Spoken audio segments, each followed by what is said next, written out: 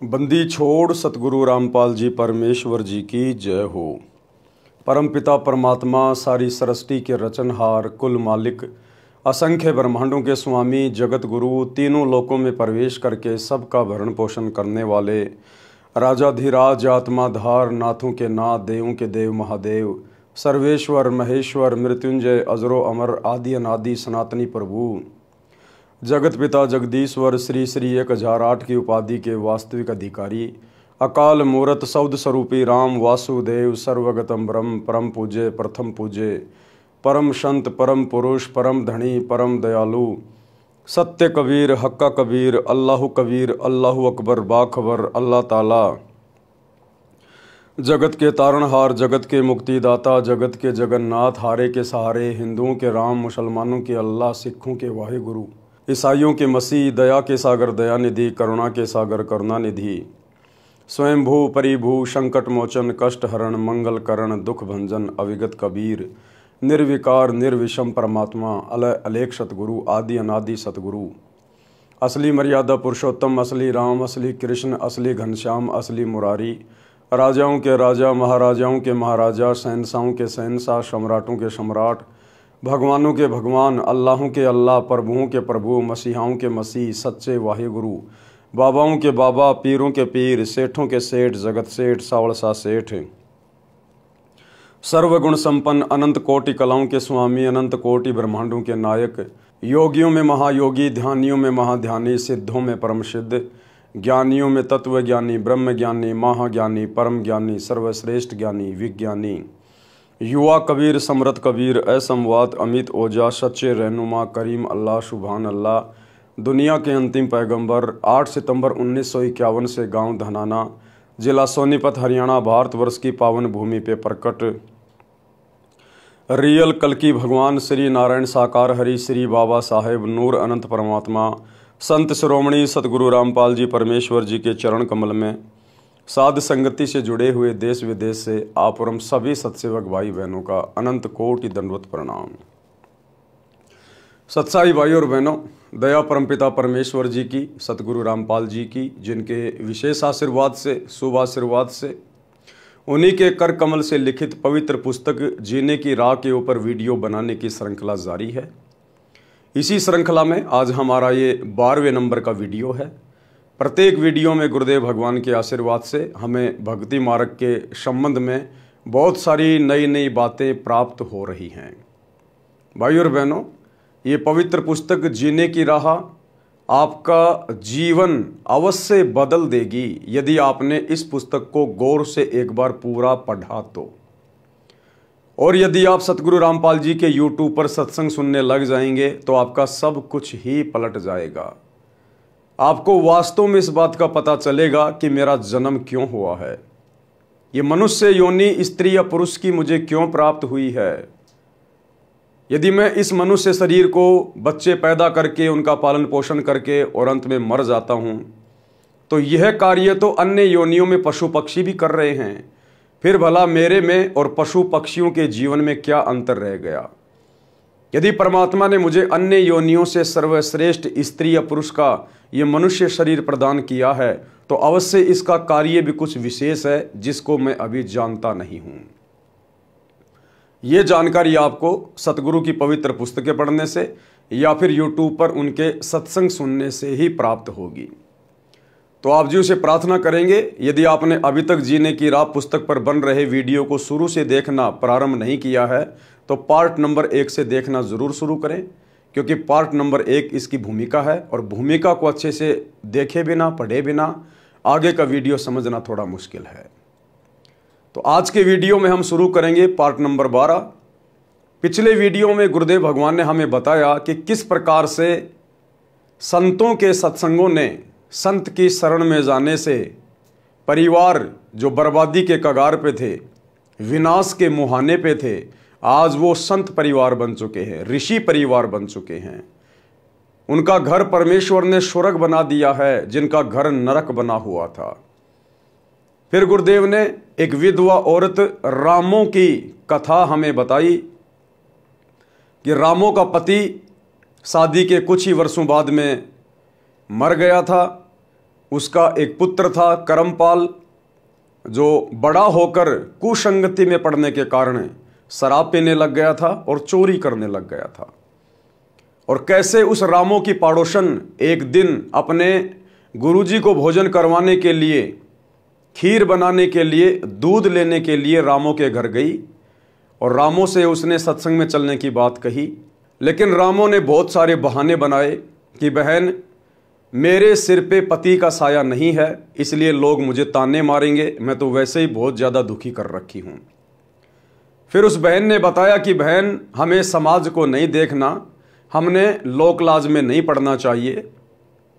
कल को ये समाज तेरा कहाँ तक साथ देगा? कल को शरीर छूटेगा, 84 लाख योनियों में जाएगी, ये समाज तेरा कहाँ तक साथ देगा? आपने सत्संग में जरूर चलना चाहिए, गुरुजी की शरण ग्रहण कीजिए। संतों की शरण में आने से जीवन बदल जाता है। यदि बच्चों के बुरे संस्कार होते हैं तो संतों के आशीर्वाद से उनके संस्कार भी चेंज हो जाते हैं। हो सकता है तेरा बेटा भी सुधर जाए यदि गुरुजी का आशीर्वाद मिल जाए तो। और बहन को बहुत अच्छी प्रकार से समझाया कि जिस प्रकार मीराबाई ने समाज से संघर्ष किया। मीराबाई राजपूत समाज से थी और आज से 500 साढ़े 500 वर्ष पहले राजपूत समाज अपनी बहन बेटियों को घर से बाहर नहीं निकलने दिया करते थे, पर्दे में रखा करते थे। लेकिन मीरा को जब ज्ञान समझ में आया, सत्संग समझ में आया, तो मीरा ने ना समाज देखा, ना परिवार देखा, ना वो जाति देखी, और मीरा भक्ति पर सफल हुई और अपना आत्म कल्याण करवाया।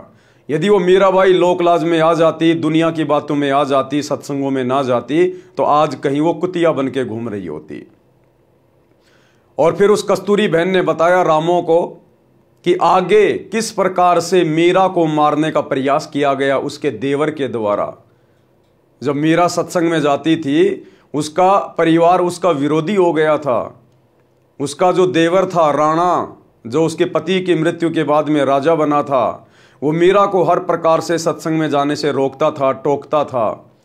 हर प्रकार से मीरा को मारने का प्रयास किया।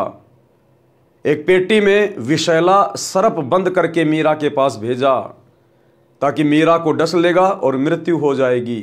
लेकिन संतों के प्रताप से वो विषैला सर्प भी 9 लखा हार बन गया।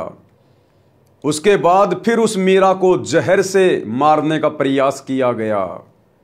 तो आगे की कथा वो कस्तूरी बहन उस रामो बहन को मीरा के बारे में क्या सुना रही है। मीराबाई को विष से मारने की व्यर्थ कोशिश, यानी फिर उस राणा ने, मीराबाई के देवर ने, जब मीराबाई ने सत्संग में जाना नहीं छोड़ा कि भाड़ में जाओ समाज, भाड़ में जाओ ये जाति, आज यदि संतों के शरण में जाकर मैंने अपना आत्म कल्याण नहीं करवाया, इस मनुष्य शरीर से यदि मैंने भक्ति नहीं की, तो अगला जन्म मेरा 84 लाख योनियों में होगा, तब ये समाज मेरे क्या काम आएगा। तो राणा ने फिर से प्रयास किया कि मीरा को कैसे रोका जाए, ये तो बदनामी का कारण बन गई समाज में। तो एक सपेरे से जहर मंगवाया मीराबाई को पिलाकर मारने के लिए। मीराबाई को विष से मारने की व्यर्थ कोशिश। एक सपेरे से कहा कि भयंकर विष ला दे जिसे जीभ पर रखते ही व्यक्ति मर जाए। ऐसा विष लाया गया। राजा ने मीरा से कहा कि यह विष पी ले, अन्यथा तेरी गर्दन काट दी जाएगी। मीरा का देवर एक हाथ में तलवार लेके खड़ा है, एक हाथ में वो जहर का प्याला लेके खड़ा है और कह रहा है या तो जहर पी ले, अन्यथा आज तेरी गर्दन काटूंगा। तो मीराबाई ने सोचा गर्दन काटेगा तो दर्द होगा, मारना तो इसने है ही, क्यों ना मैं जहर पी लेती हूँ। तो मीराबाई ने अपने परमात्मा को याद करके और वो जहर का प्याला पी लिया। और आगे फिर क्या होता है। मीरा ने सोचा कि गर्दन काटने से तो पीड़ा होगी, विष पी लेती हूँ। मीरा ने विष का प्याला परमात्मा को याद करके पी लिया, लेकिन उन्हें कुछ नहीं हुआ। सपेरा बुलाया और उससे कहा कि यह नकली विष लाया है। सपेरे ने कहा कि वह प्याला कहाँ है। उसे प्याला दिया गया। सपेरे ने उस प्याले में दूध डालकर एक कुत्ते को वही पिला दिया। कुत्ता दूसरी बार जीभ भी नहीं लगा पाया और मर गया। मीरा की रक्षा किसने की?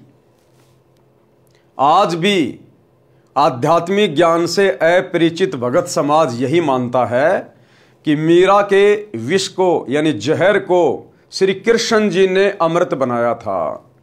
भाइयों और बहनों, जिस समय ये लीला हुई उस समय मीराबाई ने श्री कृष्ण जी की भक्ति छोड़ दी थी। मीराबाई को पता चल गया था कि श्री कृष्ण जी पूर्ण परमात्मा नहीं है। श्री कृष्ण जी की भक्ति करने से ये जीव 84 लाख योनियों के कष्ट से छुटकारा प्राप्त नहीं कर सकता।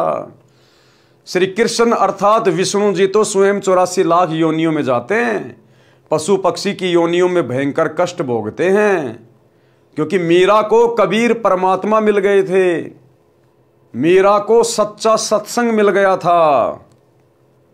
उसके बाद मीरा ने मंदिर में जाना छोड़ दिया था, श्री कृष्ण जी की भक्ति करना छोड़ दिया था और ज्यादा से ज्यादा अपने गुरुदेव के सत्संग में जाया करती थी। मीरा को कबीर जी ने रविदास जी से उपदेश दिलवा दिया था। अन्यथा भाइयों और बहनों, विचार करने की बात है, यदि मीराबाई के जहर को श्री कृष्ण जी ने ही अमृत बनाया होता तो श्री कृष्ण जी की खुद जहरीले तीर से मृत्यु नहीं होती। आप सबको पता है, त्रेता युग में विष्णु जी रामचंद्र रूप में आए और अपने स्वार्थ के लिए बाली से सैन्य सहायता प्राप्त करने के लिए सीता को रावण से युद्ध करके छुड़वा कर लाने के लिए सुग्रीव के साथ में एग्रीमेंट किया गया था। सुग्रीव ने कहा कि आप मेरे को राज्य दिला दो किष्किंधा का, मेरे भाई को मारकर, मैं आपकी सैन्य मदद कर दूंगा। तो श्री रामचंद्र जी ने अपने स्वार्थ के लिए पेड़ की ओट लेकर धोखे से बाली को तीर मारा। मरते समय बाली ने कहा कि मेरी और आपकी तो कोई दुश्मनी थी नहीं, आपने मुझे धोखे से क्यों मारा, इसका बदला कब दोगे? तो श्री विष्णु उर्फ श्री रामचंद्र जी ने कहा कि द्वापर युग में मैं श्री कृष्ण रूप में जन्मूंगा, उस समय आपको मैं ये बदला दूंगा। द्वापर युग में वही श्री विष्णु जी श्री कृष्ण जी के रूप में देवकी के गर्भ से जन्मे, बड़े हुए, और जब उनका अंत समय आया तो जंगल में गए हुए थे, एक पेड़ के नीचे पैर के ऊपर पैर रख के लेटे हुए थे। श्री कृष्ण जी के पैर के तलवे में एक पद्म था जो 0 वाट के बल्ब की तरह चमका करता था। उधर से वो बाली वाली आत्मा द्वापर युग में एक बालिया नाम का शिकारी बना। वो जंगल में शिकार करने के लिए गया हुआ था और उसके पास जो तीर था वो तीर लोहे से बुझा हुआ था, वो तीर जहर से बुझा हुआ था, और उसने श्री कृष्ण जी के पैर में चमक रहे पद्म को एक हिरण की आंख समझकर और निशाना लगा दिया, और श्री कृष्ण जी के पैर में वो तीर जा लगा और श्री कृष्ण जी तीर लगते ही जोर जोर से चिल्लाने लगे, हाय मर गया, हाय मर गया। बालिया दौड़ के गया और देखा कि लगता है कोई इंसान मर गया। पास जाके देखा कि ये तो राजा है, हाथ जोड़े कि हे भगवान, मुझे तो पता नहीं था, मैंने तो हिरण की आंख समझ के तीर मारा, धोखे से लग गया। तब श्री कृष्ण जी ने कहा कि बालिया, ये तेरा दोष नहीं है, तूने अपना बदला पूरा कर लिया। अब बालिया बोला, भगवान आप राजा, मैं एक गरीब आदमी, आपका और मेरा क्या अदला बदला। तब श्री कृष्ण जी ने पूरी राम कहानी बताई कि ऐसे ऐसे त्रेता युग में तू सुग्रीव का भाई बाली था और मैंने तेरे को धोखे से मारा था, और आज तूने भाई अपना बदला ले लिया। और कुछ ही समय उपरांत श्री कृष्ण जी की उस जहर से बुझे हुए तीर से मृत्यु हो जाती है। तो विचार करो भाइयों और बहनों, श्री कृष्ण जी की स्वयं की मृत्यु जहरीले तीर से हुई। वो श्री कृष्ण जी मीराबाई के जहर को अमृत में कैसे बदल सकता है? अगर इतनी पावर थी, इतनी सामर्थ्यता थी, तो खुद जहरीले तीर से क्यों मरा? ये विचारणीय विषय है, विचार करने की बातें हैं। जिस समय मीराबाई ने जहर का प्याला पिया और वो जहर अमृत में परिवर्तित हुआ, उस समय मीराबाई ने श्री कृष्ण जी की भक्ति को त्याग दिया था, क्योंकि उन्हें रविदास जी की शरण प्राप्त हो चुकी थी। इसलिए मीराबाई की जान बची। तो राणा ने देखा कि यह तो जहर पिलाने से भी नहीं मरी। उसके बाद में राणा ने मीराबाई को छूट दे दी और 2-4 बॉडीगार्ड उसके साथ भेजने शुरू कर दिए, ताकि लोग ये ना कहें कि यह अकेली जाती है। तो भाई और बहनों, इसी प्रकार यदि हम थोड़ा सा संघर्ष करेंगे, जिन परिवारों में आप जियों को आसानी से सत्संग नहीं सुनने दिया जाता, आप माता बहनों को सत्संगों में नहीं जाने दिया जाता, आप माता बहनें थोड़ी सी हिम्मत करें, थोड़ी सी दृढ़ता अपने अंदर लेके आए।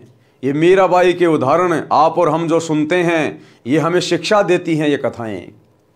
आज यदि आपने परिवार की लोकलाज में आकर, अपने पति या ससुर के दबाव में आकर, यदि आज आपने संत की शरण ग्रहण नहीं की, जो कि पृथ्वी पे आए हुए हैं, अगले जन्म में 84 लाख योनियों में डेरा होगा।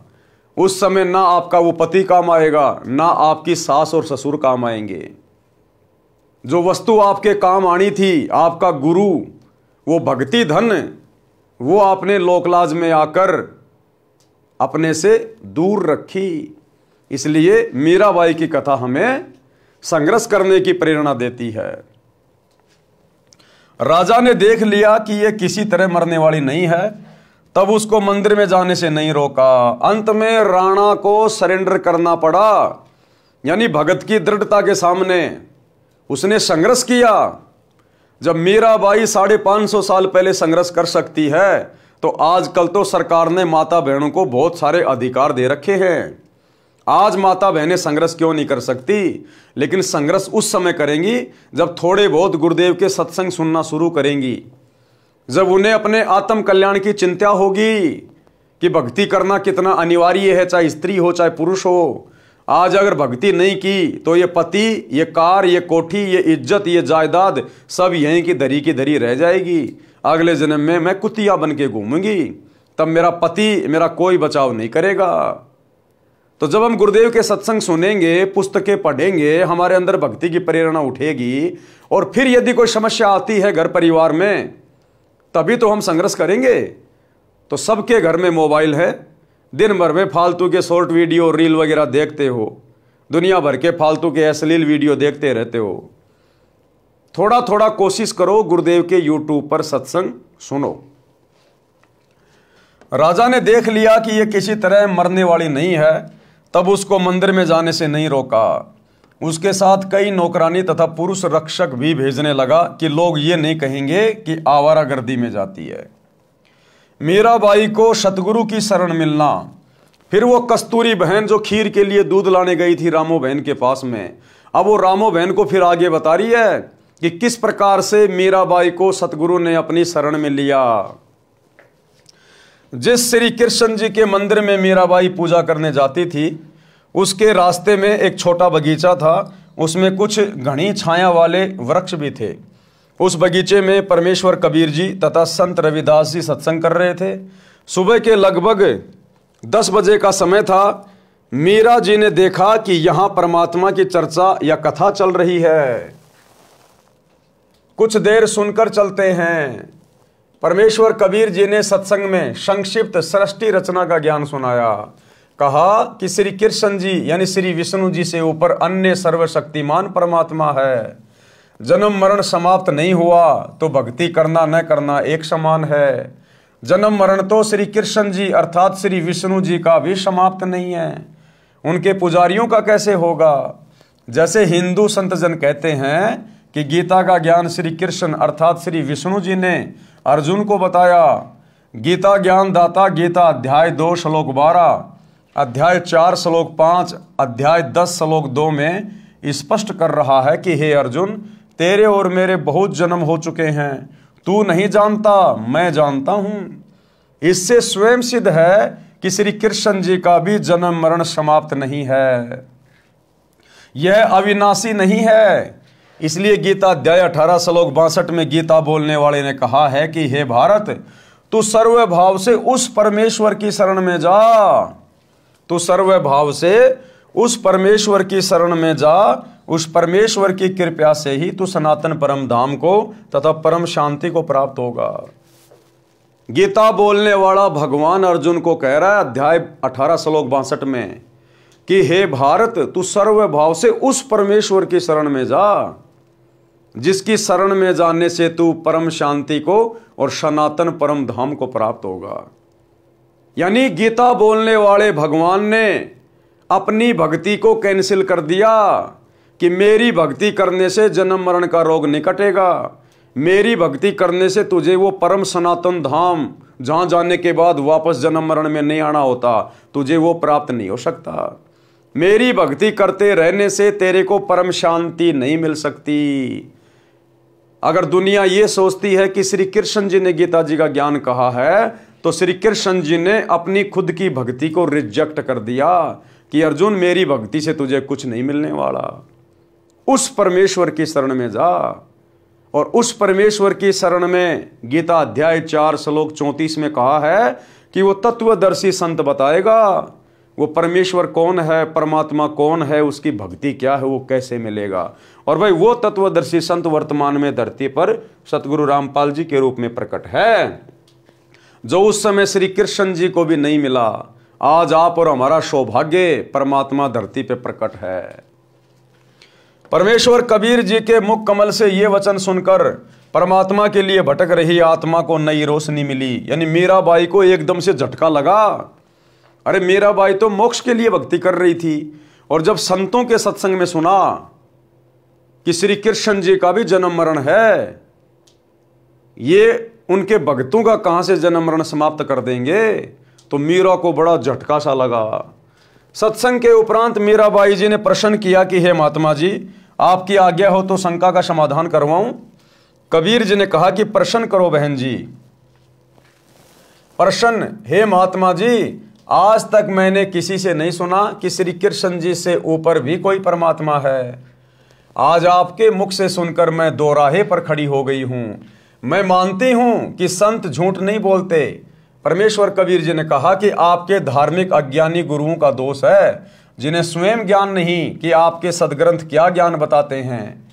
देवी पुराण के 3 स्कंद में श्री विष्णु जी स्वयं स्वीकारते हैं कि मैं विष्णु ब्रह्मा तथा शंकर नाशवान हैं। हमारा आविर्भाव यानी जन्म तथा तिरोभाव यानी मृत्यु होता रहता है। मीराबाई बोली कि हे महाराज जी, भगवान श्री कृष्ण मुझे साक्षात दर्शन देते हैं, मैं उनसे संवाद करती हूँ। कबीर जी ने कहा कि हे मीराबाई जी, आप एक काम करो, भगवान श्री कृष्ण जी से ही पूछ लेना कि आपसे ऊपर भी कोई मालिक है। वे देवता हैं, कभी झूठ नहीं बोलेंगे। मीराबाई को लगा कि वह पागल हो जाएगी यदि श्री कृष्ण जी से भी ऊपर कोई परमात्मा है तो। रात्रि में मीरा जी ने भगवान श्री कृष्ण जी का आह्वान किया। त्रिलोकीनाथ प्रकट हुए। मीरा ने अपनी शंका के समाधान के लिए निवेदन किया कि हे प्रभु, क्या आपसे ऊपर भी कोई परमात्मा है? एक संत ने सत्संग में बताया है, श्री कृष्ण जी ने कहा कि मीरा, परमात्मा तो है परंतु वह किसी को दर्शन नहीं देता। हमने बहुत समाधि व साधना करके देख ली है, क्योंकि ये भी आत्माएं हैं। ब्रह्मा विष्णु महेश भी आत्मा है, परमात्मा नहीं है। इनको भी परमात्मा की चाहत है, और इन्होंने भी बहुत बार समाधि लगा लगा के ध्यान साधना कर करके कोशिश की, लेकिन इनको तत्वदर्शी संत प्राप्त नहीं हैं। और जिस विधि से परमात्मा मिलता है, उनके दर्शन होते हैं, उस विधि के अलावा आप चाहे कितना ही प्रयास कर लो, कितनी कठिन साधना या तप कर लो, परमात्मा नहीं मिल सकता।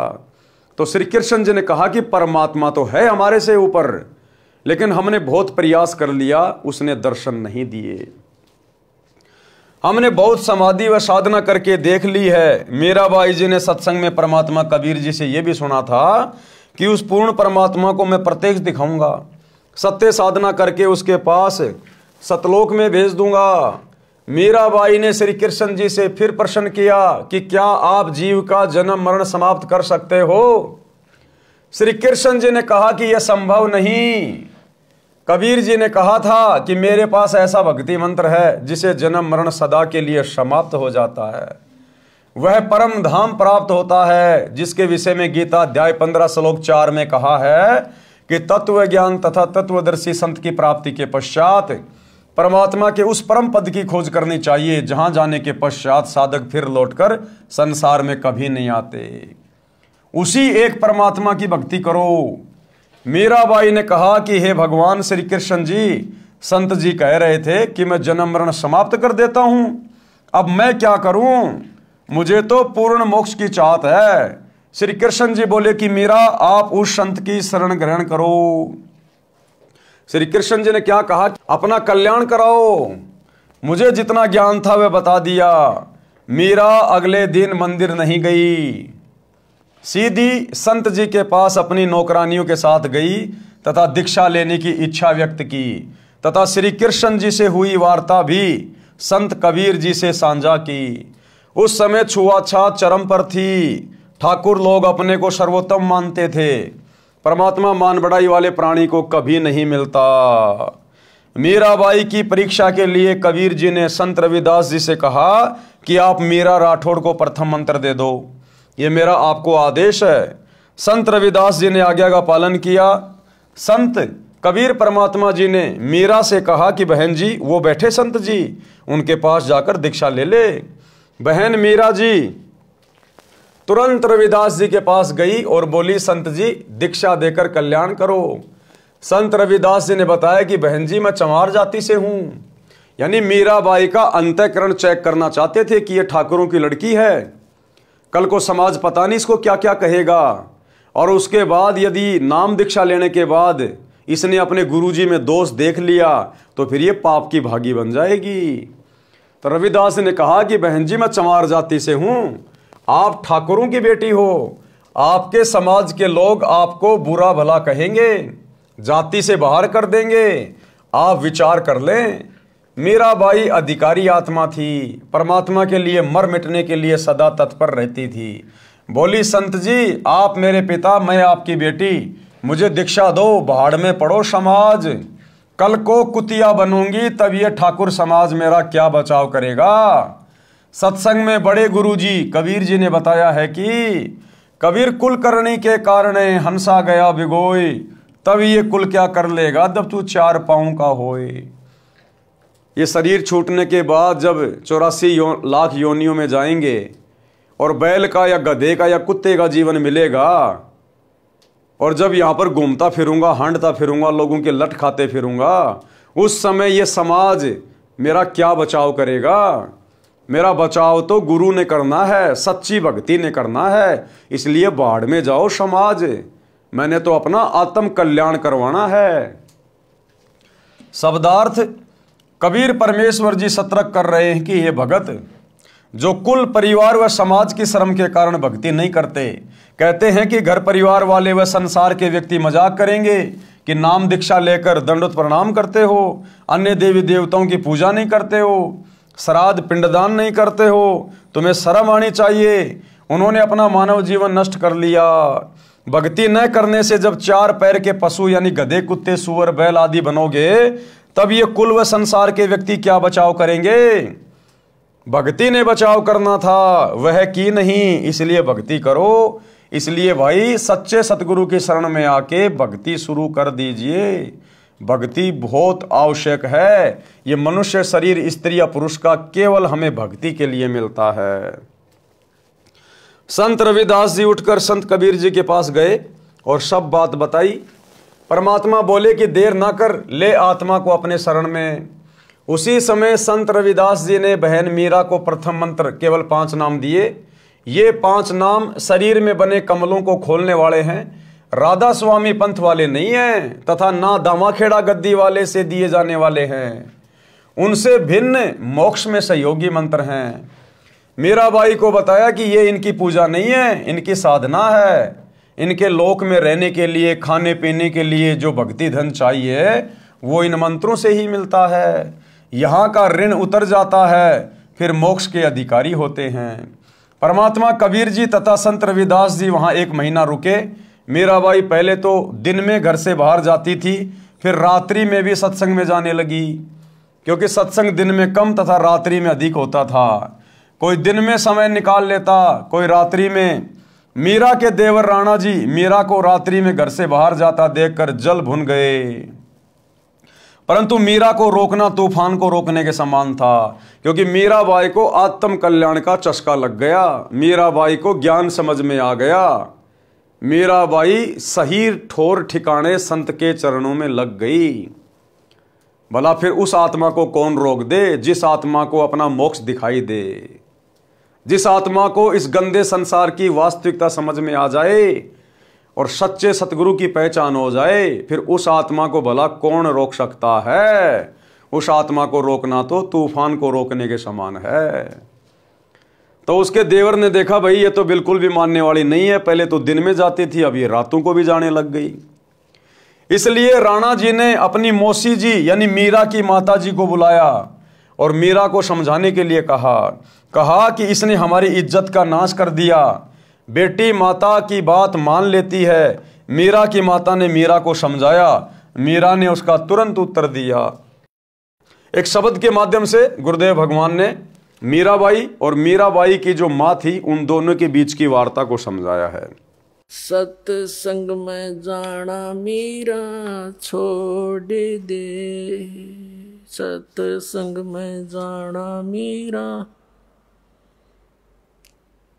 आए मारी लोग करें तकरार, सत्संग में जाना मीरा छोड़ दे, आए मारी लोग करें तकरार, सत्संग में जाना मीरा छोड़ दे, सत्संग में जाना मीरा छोड़ दे, हाय मारी लोग करें तकरार, सत्संग में जाना मीरा छोड़ दे, सत्संग में जाना मेरा ना छूटेरी, सत्संग में जाना मेरा ना छूटेरी, हारी चाहे जड़ के मरो संसार, सत्संग में जाना मेरा, हारी चाहे जल के मरो संसार, सत्संग में जाना मेरा,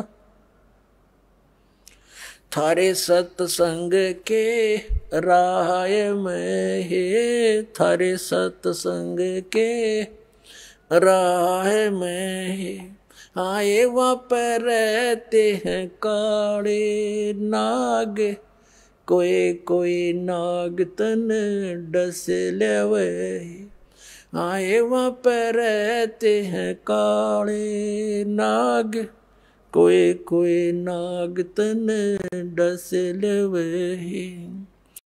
जब गुरु जी की मेरे फेरी, जब गुरुओं की मेरे फेरे, हारी वस गंडे वे बने जाव, सत्संग में जाना मेरा ना छूटेरी, हारी व तो सरप गंडे वे बने जाव, सत्संग में जाना मेरा,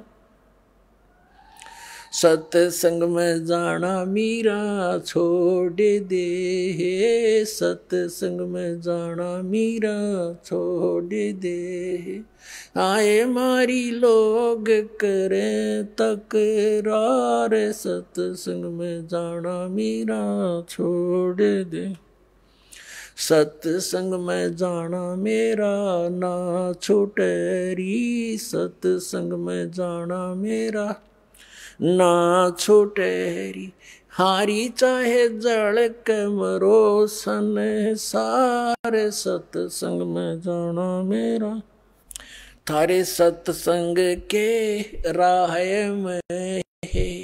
वह माता डराना चाहती है बेटी को, संग के राह में आए वहाँ पर रहते हैं बब्बर शेर, कोई कोई शेर तन खा लेवे, कोई कोई शेर तन खा लेवे, जब गुरु जी की मेहर होवेरी, जब सतगुरु जी की मेहर होवेरी।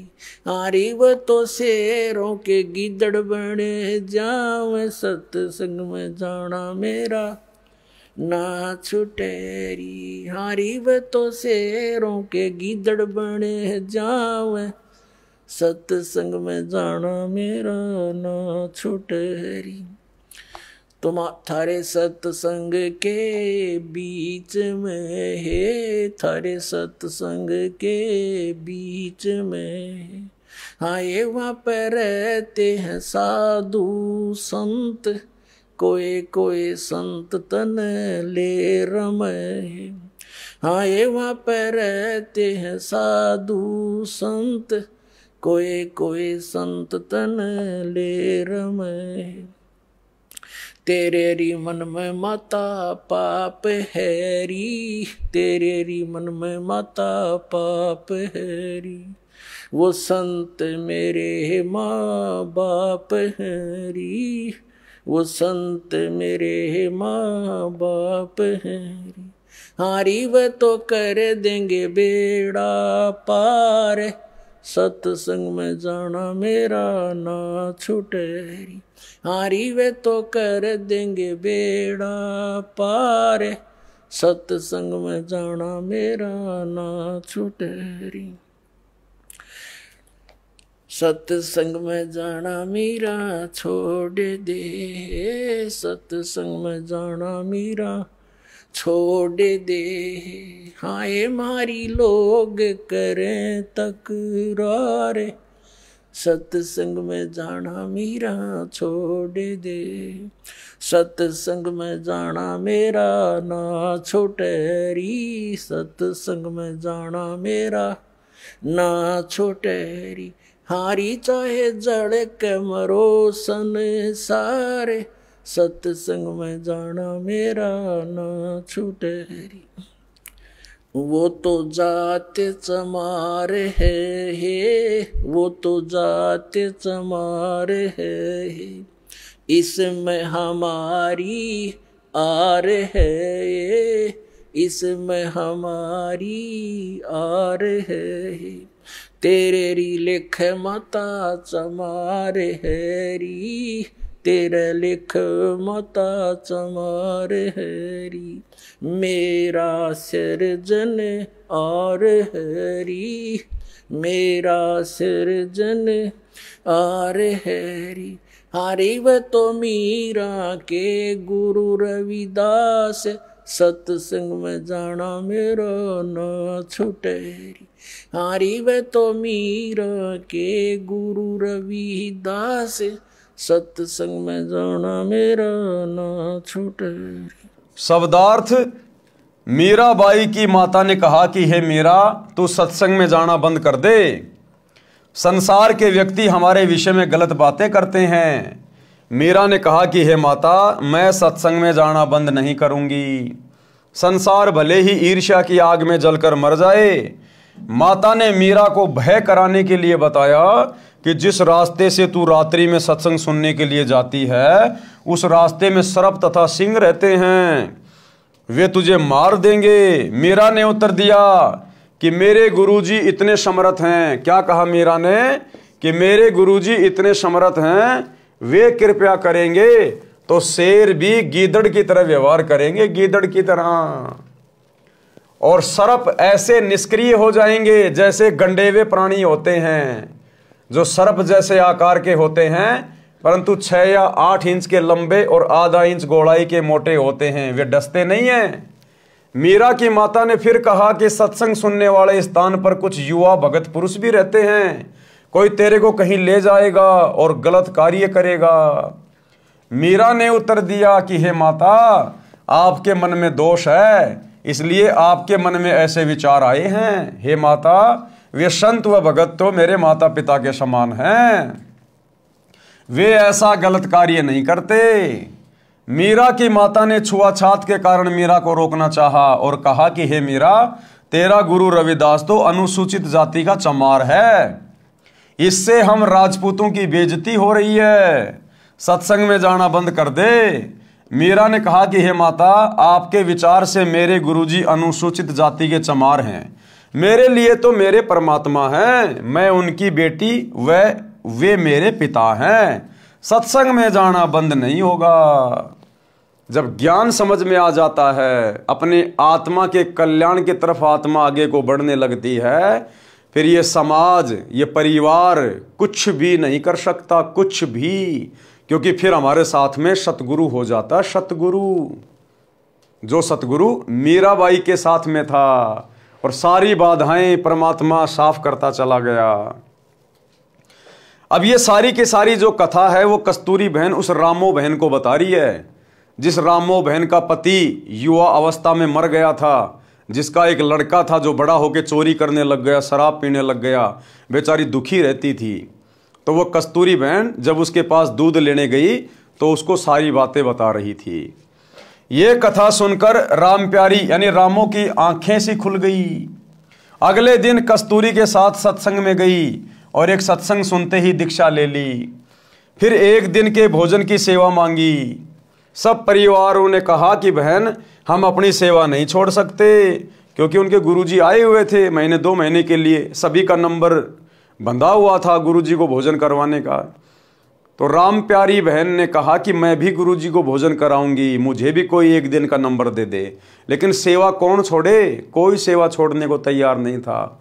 अंत में वो कस्तूरी बहन जो रामो बहन से दूध लेके गई थी, उसने कहा बहन कि कल मेरा नंबर है, तो कल सुबह का भोजन तो मैं दे दूंगी और शाम का भोजन तू करवा देना, अपन आपस में बांट लेंगे। सब परिवारों ने कहा कि बहन, हम अपनी सेवा नहीं छोड़ सकते, गुरुजी अगली बार आएंगे तब तेरी बारी लगवा देंगे। भगतमती रामो को तो पल की भी चैन नहीं थी, रोने जैसा चेहरा कर लिया। उसी समय कस्तूरी बोली कि बहन, आगे जब मेरी बारी आएगी तो सुबह का भोजन मैं करा दूंगी और रात्रि का भोजन आप करा देना। रामो की खुशी का ठिकाना नहीं रहा, कहीं कहीं पैर टिके। बारी आने पर रात्रि को भोजन तैयार किया। खीर, हलवा, सब्जी, मांडे, पतली पतली रोटी, फुलके बनाए। परंतु लीला सतगुरु की, क्योंकि परमात्मा तो अंतर्यामी है ना। संत शरण में आने से आई टले बला, जय मस्तक में सूली हो, कांटे में टल जा। परमात्मा को तो दिखाई दे रहा था ना कि वो किस दुख से दुखी है। उसका इकलौता बेटा बिगड़ गया है और अब उसका इकलौता बेटा बिल्कुल मौत के मुहाने पे है, मौत के मुहाने पे। क्योंकि जिस रात्रि रामोबाई ने अपने गुरुजी को भोजन करवाना था, उसी रात्रि रामोबाई के लड़के ने अपने दोस्तों के साथ राजा के महल में रानियों के गहने चोरी करने के लिए जाना था और उस दिन वो पकड़ा जाना था और उसको फांसी की सजा टूटनी थी, सूली की सजा। लेकिन रामो बहन के सत्संग में जाने से परमात्मा ने उसके परिवार की भी रक्षा की, उसके परिवार की भी रक्षा। इसलिए सच्चे सतगुरु के सत्संगों की, उनकी शरण की आवश्यकता पड़ती है। कैसे किया मालिक ने। परंतु लीला सतगुरु की, रामो को तेज बुखार हो गया, शरीर अंगार की तरह जलने लगा, एक कदम भी चलने की हिम्मत नहीं रही। उसी समय रामो का लड़का आ गया। बहन रामो ने कहा कि बेटा, आज मेरा एक काम कर दे, तेरा जिंदगी भर एहसान नहीं भूलूंगी। बेटा, मैंने गुरु बनाया है, आज रात्रि का भंडारा तेरी ताई भगतमती कस्तूरी की बारी से मांग कर लिया है। बेटा देख, मेरे को तेज बुखार हो गया है, बदन आग की तरह जल रहा है, चलने की हिम्मत नहीं है। लड़का बोला कि मुझे समय नहीं है, क्योंकि लड़के को तो चोरी करने के लिए जाना था। अब माँ को पता नहीं था ये निकम्मा चोरी भी करने लग गया। लड़का बोला कि मुझे समय नहीं है, मैं ना देख कर आऊं भोजन आश्रम में। माताजी, आप उस आश्रम में ना जाया करो, मुझे आपके बारे में बहुत कुछ सुनना पड़ता है। यह सुनकर भगतमती रामो फूट फूट कर रोने लगी। लड़के को दया आई, परंतु झुंझलाकर बोला, कहाँ है भोजन, दे आता हूं। रामो बहन तुरंत उठी और सब भोजन दे दिया। लड़का उस भोजन को एक तसले में रखकर आश्रम में ले गया। रामो गुरुजी से बार बार निवेदन करती थी कि गुरुजी, लड़का नशा करता है, घर की ठोर बिटोड़ा कर रखा है, बात नहीं मानता, उसको भी शरण में ले लो। अगले दिन लड़के को आश्रम में देखकर अन्य भगत तथा भगतमती कहने लगे कि गुरुजी ने सुन ली रामो दुखिया की, बेटा स्वयं भोजन लेकर आ गया।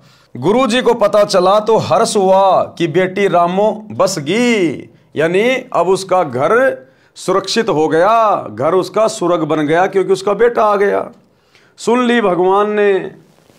लड़का बोला महाराज जी मेरी माता जी को जवर हो गया है, मैं भेजा हूं, भोजन करो।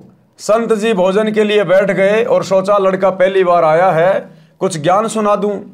संत जी ने कहना शुरू किया कि बेटा माता पिता की सेवा करनी चाहिए, उनकी आज्ञा का पालन करना चाहिए, मोक्ष के लिए गुरु बनाकर सत्य भक्ति करनी चाहिए। नशे ने तो बड़े बड़े घर उजाड़ दिए।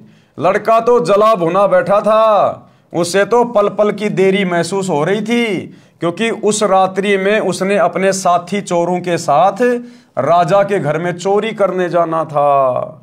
रात्रि के 12 बजे नगर से बाहर मंदिर में इकट्ठा होकर चोरी करने जाना था। उनकी कल्पना थी कि रानियों के महंगे महंगे हार होते हैं, वे चुरा कर लाएंगे, माला माल हो जाएंगे। इसलिए लड़का संत जी से बोला कि बाबा जी जल्दी भोजन खा ले, मुझे शिक्षा की आवश्यकता नहीं है। संत जी को अच्छा सा नहीं लगा, मन में विचार किया कि रामो वास्तव में दुखी है इस शैतान से। खाना खाते ही बिना बर्तन धोए बर्तन उठाकर चल पड़ा नगर की ओर। आधे रास्ते से अधिक तय करने के पश्चात उसके पैर में मोटी सूल कीकर का कांटा लग गई। पैर में बहुत पीड़ा हुई, चलने में भी कठिनाई हुई।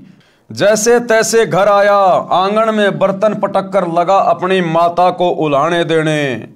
आज ही तेरे गुरुजी के दर्शन किए, आज ही मेरे भाग फूट गए, मेरे पैर में कांटा लग गया, मैं चलने लायक भी नहीं रहा।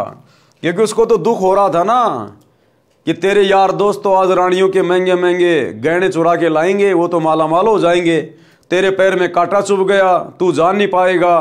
तो वो सोच रहा था मुझे बहुत बड़ा नुकसान हो गया। बोला मैं तो आज ही गया था तेरी गुरुजी के आश्रम में, मेरे तो भाग फोड़ दिए उसने, और बता नहीं रहा कि मैं चोरी करने जा रहा था। आज के पश्चात आश्रम की ओर मुख करके भी ना सोऊं। रामो का बुखार हल्का हो चुका था। जल्दी से उठी और कांटा लगे पैर को धोया। उसके पैर तेल की गाद यानी तेल के नीचे जमा मैल को कपड़े से बांध दिया और सुबह कांटा निकलवाने की योजना बनाई। लड़का अपनी माता से बहुत लड़ा, ओछी मंदी बातें भी कही, क्योंकि लड़के करमपाल को तो चोरी में शामिल न होने के कारण बड़ी हानि हुई लग रही थी। जैसे तैसे सुबह हुई, लड़के का कांटा निकलवा दिया। माता रामो घर के कार्य में लग गई। कुछ देर में एक बैंड बाजा बजता हुआ आया। अब रात को उसके दोस्त जो चोरी करने गए थे वो पकड़े गए, और पकड़ने के बाद में उसको सूली की सजा सुना दी गई उन सबको। मंत्रियों ने कहा कि महाराज जी सोचिए कितने बड़े खूंखार चोर हैं, ये आम व्यक्तियों को, आम जनता को कहां बख्शेंगे जो राजा के महल में चोरी करने की हिम्मत दिखा रहे हैं। इनको तो कड़ी से कड़ी सजा मिलनी चाहिए। तो राजा ने कहा इनको सूली तोड़ दो इनको। उस समय सूली की सजा बहुत ही ज्यादा पीड़ादायक होती थी, मृत्युदंड होता था सूली की सजा। एक 5-6 फुट का भाला होता था, भाला ऊपर से बिल्कुल पहना, उसके ऊपर एक लकड़ी का एक वो चकड़ा होता था, और जिसको सजा दी जाती थी, जिसको सूली तोड़ी जाती थी, उसको अच्छी तरीके से बांध के और उसकी गुदा के बल उसको वहां बैठा दिया जाता था। वो भाला उसकी गुदा द्वार से होकर धीरे धीरे धीरे धीरे उसकी खोपड़ी से निकलता था। तड़फ तड़फ के मौत होती थी। उसको कहते हैं सूली तोड़ना। तो उसकी माता ने सुबह उसका कांटा निकलवा दिया। वो अपने घर पे बैठा हुआ था। थोड़ी देर बाद देखा कि बैंड बाजे बज रहे हैं, और वो बैंड बाजे विशेष आवाज में होते थे जब किसी को कोई सजा देनी होती थी।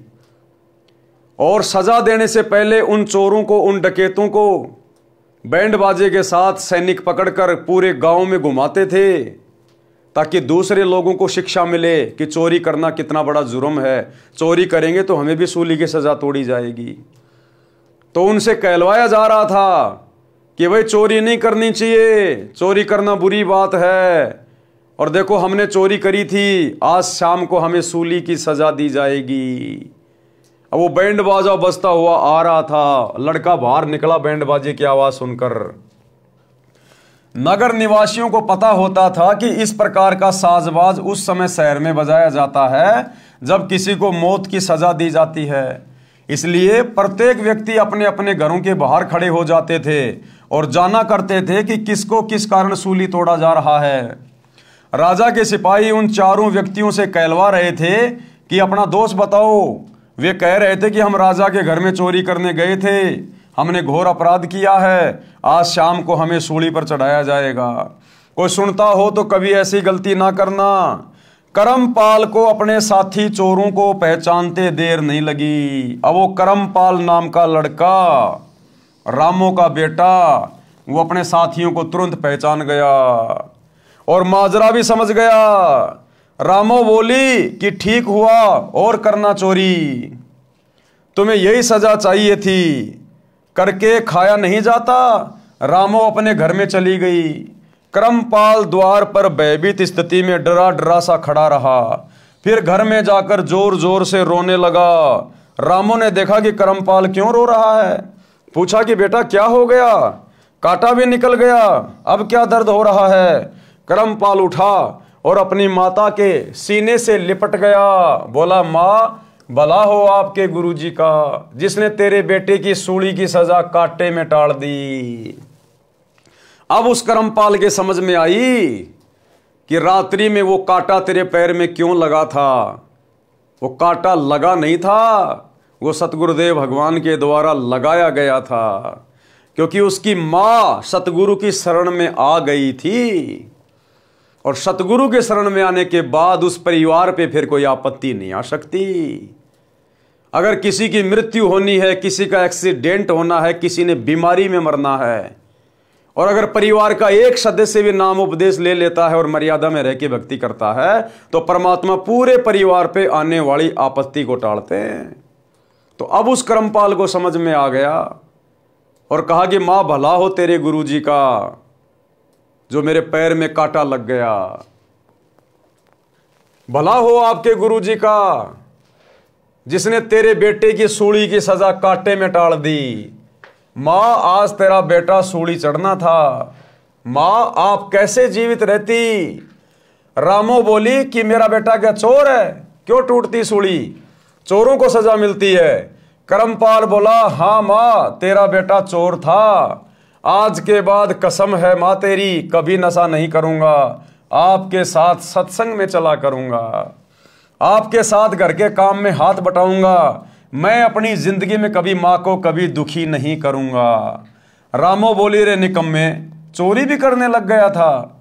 लड़का बोला कि हाँ मां पक्का चोर हो गया था, धन्य है आपके सतगुरु, धन्य है मेरी मां जिसे ऐसे महापुरुष की शरण मिली। मां आज ही चल मुझे दीक्षा दिला कर ला। रामो तुरंत लड़के को भगतमती कस्तूरी के पास लेकर गई, सब वृतांत बताया। कस्तूरी भी सब कार्य छोड़कर उनके साथ आश्रम में गई और गुरुजी का धन्यवाद किया, सब घटना को बताया, लड़के को नाम दिलाया। एक अन्य गांव के सत्संगी परिवार की लड़की से करमपाल का विवाह हो गया। पूरा परिवार सत्संग में आने लगा तथा सेवा करके सुखी जीवन जीने लगा। एक परिवार के सदस्य ने सतगुरु की शरण ग्रहण करी, सत्संग सुने, और सतगुरु ने उस परिवार के कर्म संस्कार चेंज कर दिए। कर्म संस्कार जम जोरा जहां से डरे, मिटे कर्म के लेख, अदली असल कबीर है ये कुल के सतगुरु एक। यही कबीर परमात्मा सतगुरु रामपाल जी भगवान चारों युगों में असंख्य रूप धारण करके भिन्न भिन्न वेश बनाकर ये परमात्मा अपने आत्माओं के लिए इस प्रकार की लीला करते रहते हैं, क्योंकि पूर्ण सतगुरु की शरण में आए बिना संस्कार चेंज नहीं होते। अगर वो रामो बहन किसी ऐरे गहरे नकली साधु संत महात्मा से उपदेश ले लेती तो उसके बेटे को सूली की सजा टूटने से कोई नहीं बचा सकता था। लेकिन रामो का सौभाग्य, उसे पूर्ण सतगुरु मिला, पूर्ण सतगुरु। और उसका परिवार जो बर्बादी के मुहाने पे था, बेटा एक नंबर का नशेड़ी और चोर बन गया था। अब रामो तो अपने बेटे के ऊपर ही अपने दिन तोड़ रही थी कि बेटा बड़ा होगा, शादी करूंगी, बहू आएगी, पूरी जिंदगी मैंने दुख उठाया है, कम से कम बुढ़ापे में सुख भोगूंगी। उस रामो का जीवन और ज्यादा बुढ़ापे में नरक बनना था, नरक। लेकिन सच्चे सतगुरु की शरण में आने से परिवार ने पूरे परिवार को बचा लिया, बर्बाद होने से बचा लिया। रामो तो सत्संग के रंग में ऐसी रंगी, जब जब सतगुरु जी मंडली समेत आकर आश्रम में रुकते, वह तो सुबह चली जाती, देर शाम को आती और सेवा करती, बर्तन साफ करती, गुरुजी के वस्त्र धोती, सत्संग का तो एक शब्द भी नहीं छोड़ती थी। रामो की तो लगन लग गई कि आगे मेरा जीवन विशेष नहीं था, क्योंकि बेटा मरता तो मैं भी फांसी खा के मरती, जहर खा के मरती, मैं अकेली क्या करती जी के। तो गुरुजी ने तो मेरे को नया जीवन दान दे दिया, मेरे बेटे को बचा कर अपनी शरण में लेके। तो रामो तो बिल्कुल समर्पित हो गई। जब भी गुरुजी आश्रम में आते थे, महीना 2 महीना रुकते थे, वो तो दिन रात वहां पर सेवा में लगी रहती थी। सत्संग का तो एक शब्द भी नहीं छोड़ती थी। एक समय सर्दी का मौसम था। अब एक समय क्या हुआ, सर्दी का मौसम था, सुबह 10 बजे सत्संग शुरू हुआ। गुरुजी ने रामो से कहा कि बेटी वस्त्र धोला, नदी पर धूप थोड़ी देर रहती है, सत्संग के बाद जाएगी तो वस्त्र सूख नहीं पाएंगे। रामो बहन वस्त्र बाल्टी में डालकर चल पड़ी। नदी थोड़ी दूरी पर थी, कपड़े पानी में बाल्टी में भिगोकर सोडा डाल दिया। सोचा कि जितनी देर वस्त्र सोडा में भीगेंगे तब तक सत्संग सुनाती हूं। आश्रम के बाहर दीवार के साथ कान लगाकर सत्संग वचन सुनने लगी। सत्संग समापन पर सत साहिब की ध्वनि सुनी तो रामो को कपड़े याद आए। यानी वो तो बेचारी सत्संग में मगन हो गई, उसको पता ही नहीं चला कि मैंने कपड़े भी धोने हैं, और सर्दी का मौसम है, बाद में सूखेंगे नहीं। तो लगभग शाम हो गई, 2-3 बज गए। अब वो कब कपड़े धोती, कब वो कपड़े सूखते। तो लास्ट में जब गुरुजी ने सत्संग समाप्त किया 2-3 घंटे बाद, तब उसकी एकदम से चेतना आई और उसको चिंता बन गई कि हे भगवान, गुरुजी के कपड़े तो धोए नहीं, अब गुरुजी रात को पहनेंगे क्या। सत्संग समापन पर सत साहिब की ध्वनि सुनी तो रामो को कपड़े याद आए। दौड़ी दौड़ी नदी की ओर चली और डरी हुई थी कि आज तो गलती हो गई, गुरुजी के वचन की अवहेलना हो गई, मेरे ऊपर डांट पड़ेगी, गुरुजी नाराज हो गए तो मेरी तो सेवा पर पानी फिर जाएगा। हे भगवान, ये कौन बनी। इन्हीं विचारों में नदी पर पहुंची तो देखा कि बाल्टी खाली थी। अब सतगुरु ने उस रामो बहन का रूप बनाकर, उसकी सच्ची श्रद्धा देखकर, अगर वो बकवाद में समय टाइम पास करती, कहीं अपनी किसी सहेली से कोई फालतू की बातें कर रही होती, तो परमात्मा उसका रूप बनाकर कपड़े धोने नहीं जाते।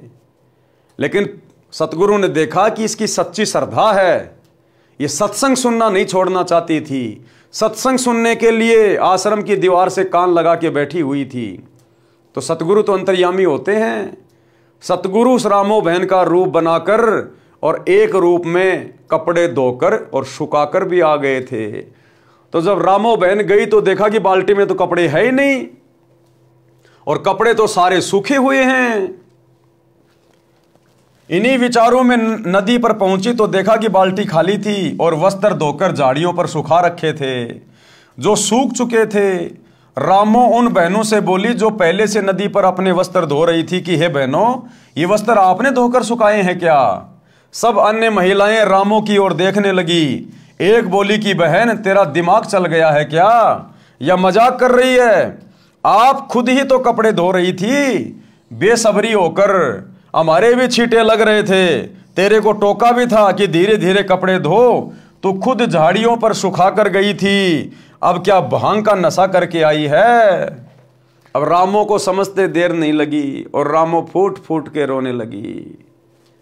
भाई और बहनों, धरती पर आज वही कबीर परमात्मा प्रकट है। पहले तो परमात्मा छुप छुप के लीला करते थे, किसी अन्य साधु संत महात्मा का रूप बना के लीला करते थे। आज ये सतगुरु स्वयं अपने ओरिजिनल सतलोक के रूप में धरती पे प्रकट हैं, ओरिजिनल फॉर्म में। यदि ऐसी हमारी सच्ची श्रद्धा होगी, सच्ची लगन होगी, तो परमात्मा ना जाने गुप्त रूप में आप और हमारे लिए क्या क्या कर देंगे। गुप्त रूप में सब काम सार दे, जो भी विपदा आने पड़े। रामो रोने लगी और सब कपड़े उठाकर बाल्टी में डालकर आश्रम की ओर चली। आश्रम में किसी सेवादार ने रामो को आश्रम के बाहर बैठे सत्संग सुनते देर तक देखा था। अब जिस समय रामो सत्संग सुन रही थी आश्रम की दीवार से कान लगा के, तो किसी अन्य सत्संगी ने देख लिया था और उसने जाकर गुरुजी के पास में शिकायत कर दी कि गुरुजी, वो रामो तो घनी निकम्मी हो गई आजकल, आपकी बात भी नहीं मानती।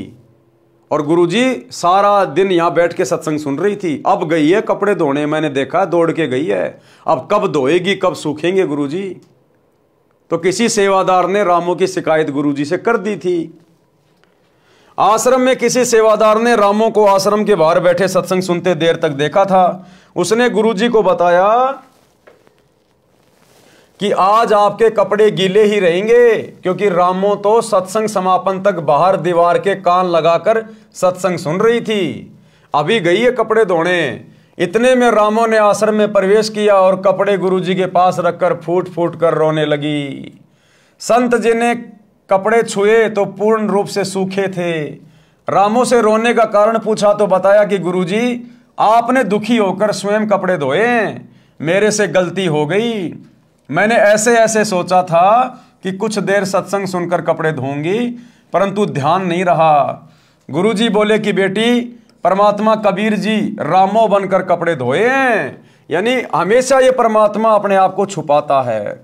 संत रूप में जब भी आते हैं अपने आप को छुपाते हैं। उस समय थे सतगुरु रूप में कबीर जी, लेकिन क्या कहा कि सतगुरु कबीर जी मेरे रूप में आकर तेरे कपड़े धो के गए हैं।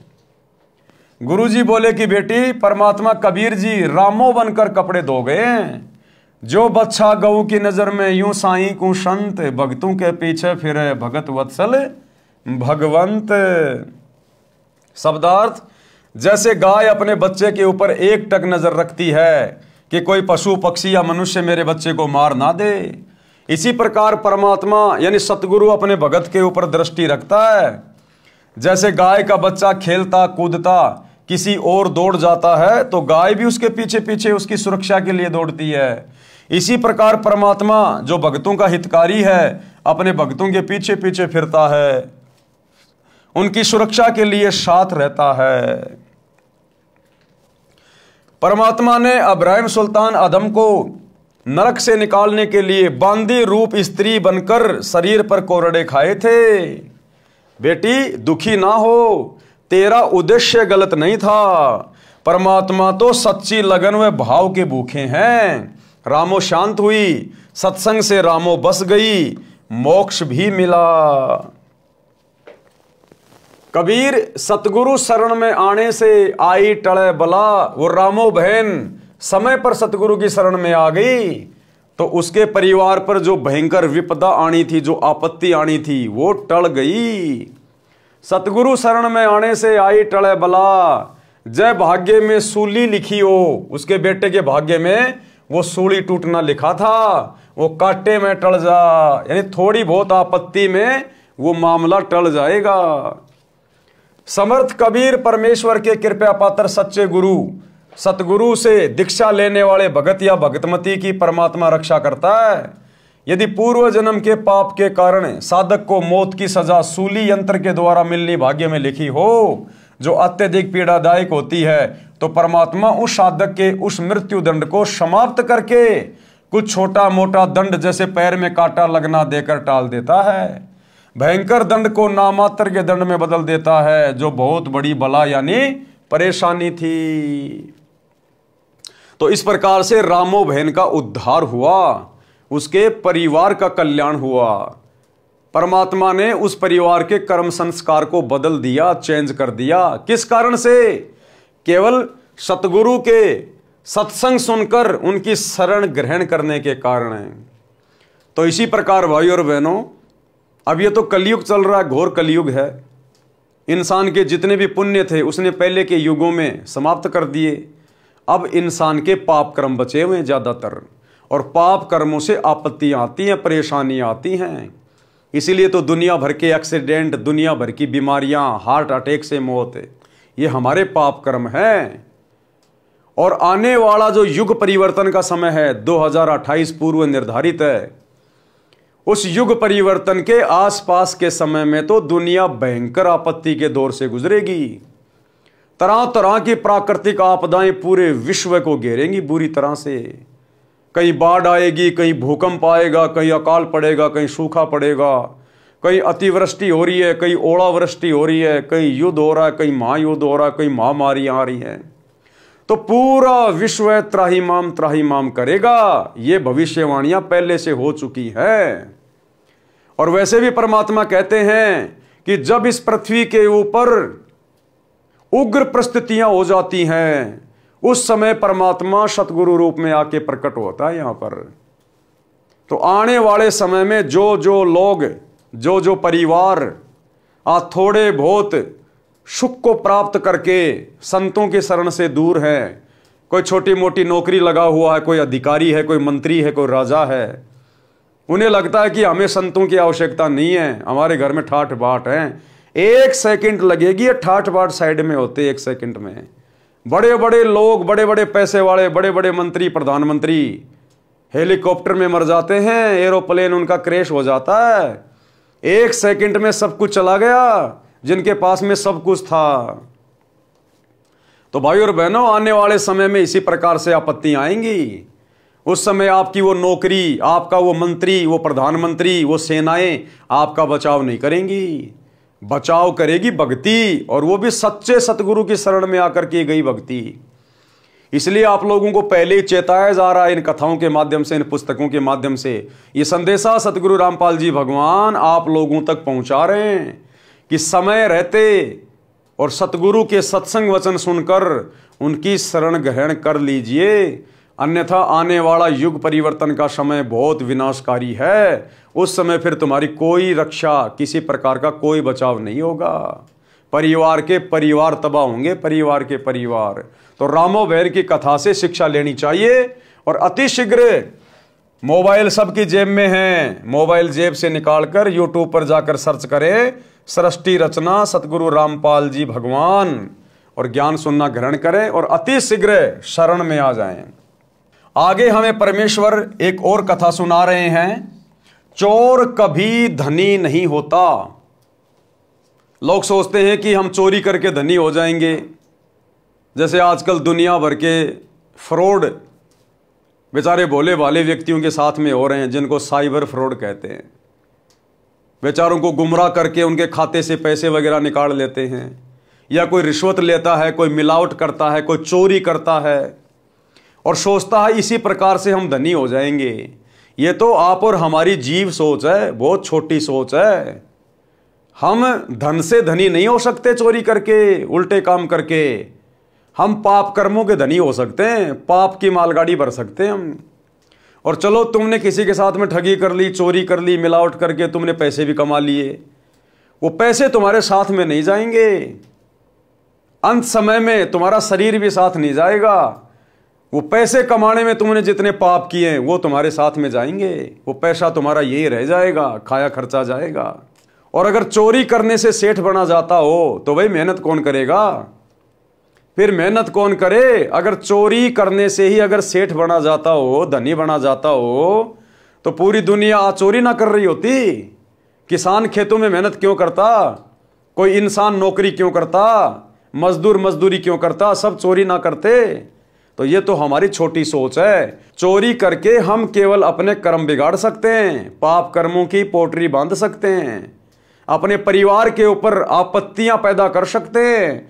क्योंकि जिस घर में चोरी का पैसा आता है, जिस घर में रिश्वत का पैसा आता है, उस परिवार के सदस्यों को जहर देने की जरूरत नहीं है। वो चोरी ठगी रिश्वत का पैसा एक दिन उस परिवार के लिए जहर का काम करेगा। कोई एक्सीडेंट में मरेगा, कोई बीमारी में मरेगा, कोई हार्ट अटैक से मरेगा, कोई लड़ाई झगड़े में मरेगा। तो गुरुदेव हमें समझाना चाह रहे हैं कि नेक नीति से धन अर्जित करो और भाई सतगुरु की शरण में आ जाओ। तुम्हारे भाग्य में धन नहीं होगा तो भी ये परमात्मा अपनी कलम से तुम्हारे भाग्य में धन लिख देगा। इतना समर्थ है सतगुरु। कबीर परमेश्वर जी अपने विधान अनुसार एक नगर के बाहर जंगल में आश्रम बनाकर रहते थे। यानी ये कबीर परमात्मा सतगुरु रामपाल जी भगवान चारों युगों में ये भिन्न भिन्न रूप धारण करके, वेश धारण करके हम आत्माओं को अपनी शरण में लेकर हमारी बैटरी चार्ज करते रहते हैं। हमें इस भक्ति युग तक लाने के लिए परमात्मा असंख्य रूप बनाकर जगह जगह लीलाएं करते हैं। कहीं पर आश्रम बनाकर 10 साल रह जाते हैं, कहीं 20 साल रह जाते हैं, अचानक से कहीं चले जाते हैं, किसी को पता ही नहीं चलता। तो ऐसे ही एक नगर के पास में छोटा सा आश्रम बनाकर कबीर परमात्मा एक संत वेश में रहा करते थे। कुछ दिन आश्रम में रहते थे, सत्संग करते थे, फिर भ्रमण के लिए निकल जाते थे। उनका एक जाट किसान शिष्य था जो कुछ ही महीने से शिष्य बना था। किसान निर्धन था, उसके पास एक बैल था, उसी से किसी अन्य किसान के साथ मेलजोल करके खेती करता था। 2 दिन अन्य का बैल स्वयं लेकर दोनों बैलों से हल चलाता था, फिर 2 दिन दूसरा किसान उसका बैल लेकर अपने बैल के साथ जोड़कर हल जोतता था। किसान अपने कच्चे मकान के आंगन में बैल को बांधता था। एक रात्रि में चोर ने उस किसान के बैल को चुरा लिया। सतगुरु का वो गरीब भगत जिसके पास केवल एक ही बैल था और जब खेती करने का समय आता था किसी और का बैल उधार लेकर अपनी खेती करता था। एक दिन एक चोर आया और रात्रि में उस भगत के उस बैल को चुरा के ले गया।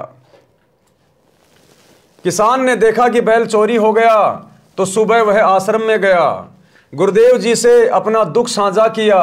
गुरुदेव जी ने कहा कि बेटा विश्वास रख परमात्मा पर, दान धर्म भक्ति करता रहे, आपको परमात्मा 2 बैल देगा। चोर चुरा कर ले गया है, वह पाप का भागी बना है। परमेश्वर की कृपा से बारिश अच्छी हुई, किसान भगत की फसल चौगुनी हुई, 4 गुना ज्यादा फसल हुई, क्योंकि सतगुरु ने आशीर्वाद जो दे दिया था। साध वचन पलटे नहीं, चाहे पलट जाए ब्रह्मांड। साधु बोले सहज स्वभाव, साधु का बोला मिथ्या न जाए। तो गुरुदेव के आशीर्वाद से बढ़िया फसल हुई, बढ़िया बारिश हुई और 4 गुना ज्यादा फसल हुई।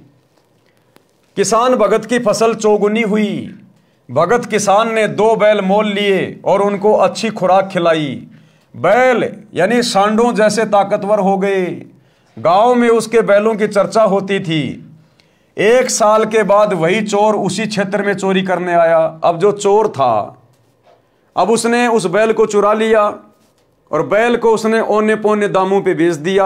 यानी 5,000 का बैल था तो 2,500-3 हजार में बेच दिया और थोड़े बहुत दिन तो उसने अपना परिवार चलाया। अब कितने दिन चोरी के पैसों से परिवार चलेगा? साल भर के बाद में जब पैसे खत्म हुए तो फिर से वो चोरी करने के लिए निकला और उसी गांव की तरफ आ गया। 1 वर्ष पश्चात वही चोर उसी क्षेत्र में चोरी करने आया। कहीं दांव नहीं लगा। उसने विचार किया कि जिसका बैल चुराया था उसके घर देखता हूं, हो सकता है कोई और बैल ले आया हो। देखा तो 2 बैल खागड़ू जैसे बंधे थे। चोर ने दोनों चुरा लिए। किसान जागा तो बैल चोरी हो चुके थे। गुरुजी से बताया तो गुरुजी ने कहा कि बेटा तेरे घर 4 बैल देगा भगवान। चोर कभी सेठ नहीं हो सकता, पाप इकट्ठे करता है। रजा परमात्मा की, आशीर्वाद गुरुदेव का, बारिश ने किसानों की मौज कर दी। भगत किसान के पास जमीन पर्याप्त थी परंतु बारिश के अभाव से खेती थोड़े क्षेत्र में करता था। बारिश अच्छी हो गई, 2 बैल मोल लिए, 2 कर्जे पर लिए, खेती अधिक जमीन में की, 1 नौकर हाड़ी रखा। 1 वर्ष में सब कर्ज भी उतर गया। बैल 4 हो गए, खागड़ू जैसे मोटे मोटे, तगड़े तगड़े। मकान भी पक्का बना लिया। चोर 2 साल के बाद उधर गया और पहले उसी किसान की स्थिति देखने लगा। चोर ने देखा कि 4 बैल सांडू जैसे बंधे हुए हैं।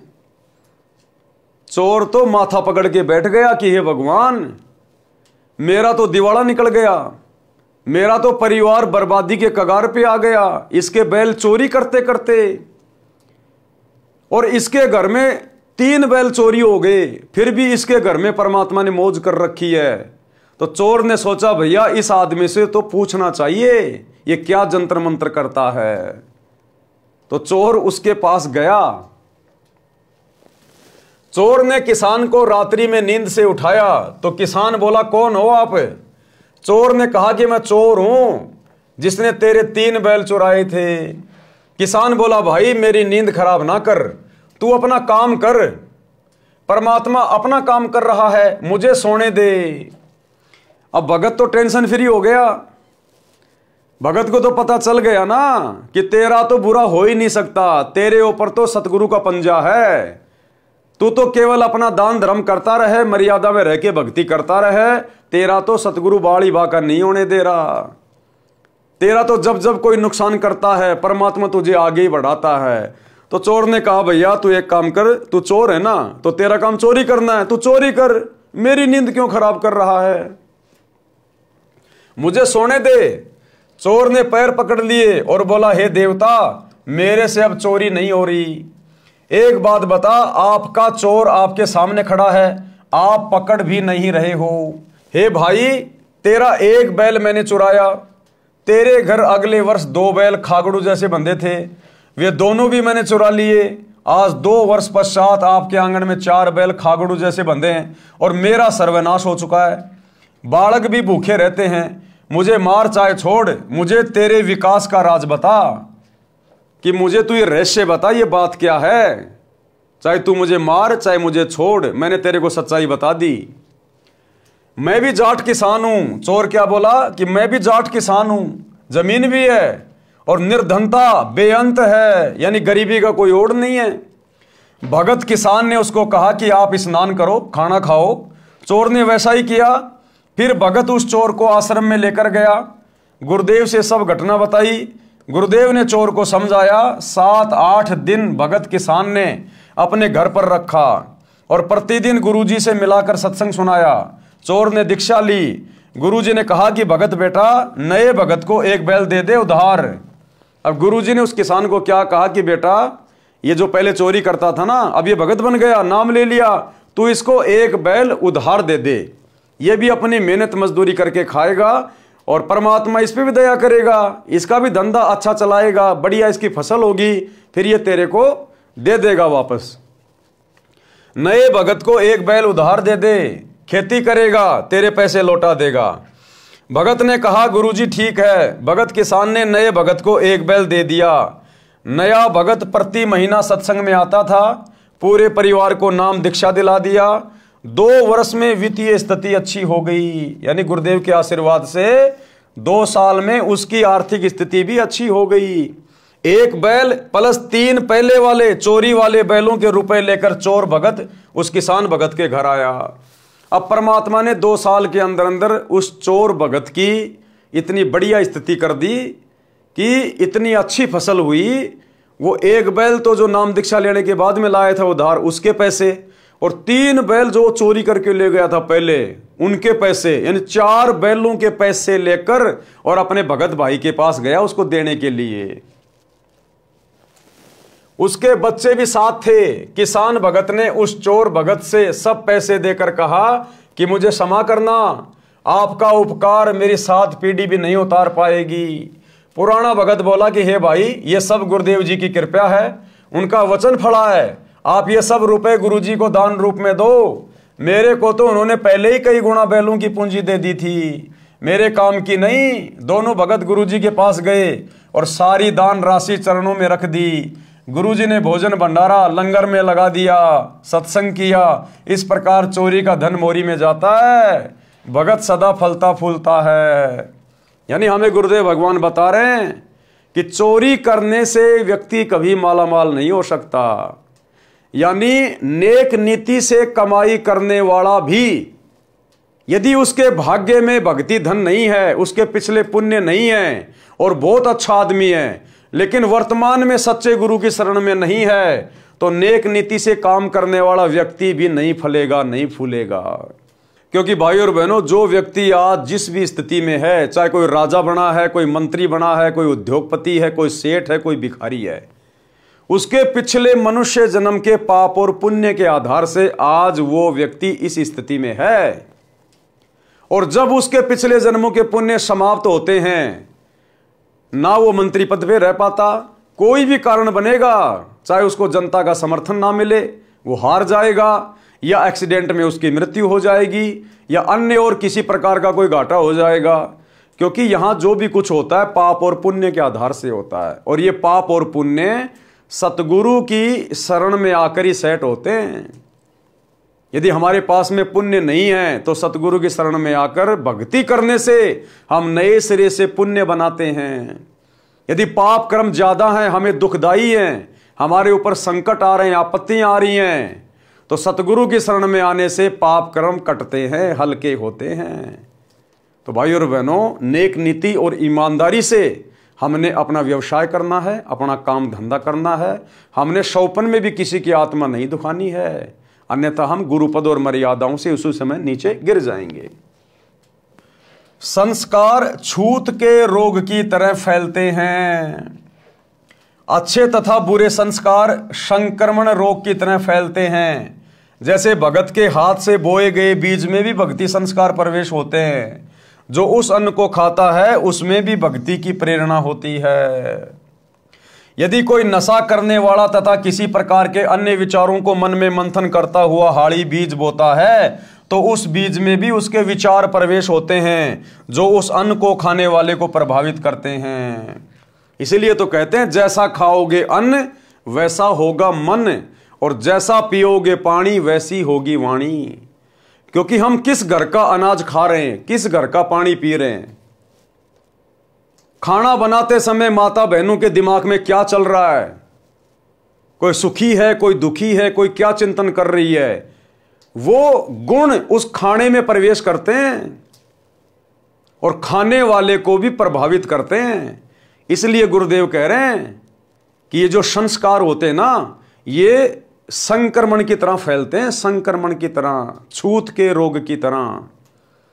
इसलिए हमने बहुत सोच समझकर अन्य घर में खाना खाना चाहिए, वहां का पानी पीना चाहिए, बहुत सोच समझकर, क्योंकि खाने पीने का हमारे विचारों पर बहुत गहरा असर पड़ता है। उदाहरण दिया गुरुदेव भगवान ने। एक बहन ने गुरुजी से दीक्षा ले रखी थी। उसके घर पर गुरुजी आए तथा साथ में एक शिष्य भी था।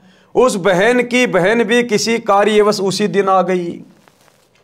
एक बार एक गुरु था, वो अपने एक चेले के साथ में अपनी एक शिष्या के घर गया। उस दिन उसकी बहन भी घर आई हुई थी, और जो उसकी बहन जो घर आई थी वो बहुत दुखी थी, क्योंकि थोड़े दिन पहले उसकी बेटी का पति मर गया था। इस बात को लेके बड़ी चिंतित थी वो कि हे भगवान मेरी बेटी का क्या होगा, हे भगवान मेरी बेटी विधवा हो गई, अब इसका आगे क्या होगा। और वो खाना बना रही थी उन संतों के लिए, और खाना बनाते बनाते इस प्रकार के चिंतित विचार उसके दिमाग में चल रहे थे, और वो सारे विचार उस खाने में ऐड हो रहे थे।